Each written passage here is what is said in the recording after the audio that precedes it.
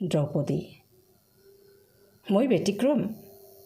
নহয় নহয়, মই যে মাথো চিৰন্তন নাৰী, যুগমীয়া ৰহস্যৰে ভৰা বিচিত্ৰ বৰ্ণালীৰ এক সহজ প্ৰকাশ। মোৰ বাসনাত কোনো নতুনত্ব নাই। আদিতমা নাৰীৰ মনৰ ৰং আৰু সুৰভিয়ে মনৰ মজিয়াত মোৰ আলপনা আঁকে। মোৰ দক ক'ত? মই মাথো কৰি গ'লোঁ সত্যৰ সহজ স্বীকাৰ, যিবোৰ স্বীকাৰ ভণ্ডামীৰ মুখাৰ তলত সৰ্বদাই গুপ্ত হৈ থাকে। হাঁহি উঠে আৱৰণৰ আঁৰত আমি সকলো উলংগ।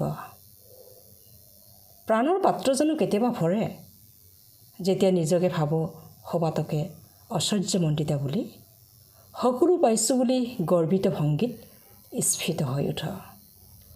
সেইটো ক্ষণতে মনৰ কণত অৱচেতনাই হাঁহে, বিদ্ৰূপৰ হাঁহি, ধূৰ্ত এক খেলুৱৈৰ দৰে। চেতনাৰে দৃঢ় হৈ থিয় হৈ থাকোঁ মই, মোৰ ভৰিৰ তলত থকা দুপতা মাটিতে আশ্চৰ্য। তথাপি মোৰ ছায়া যায় আগবাঢ়ি দুহাত প্ৰসাৰী।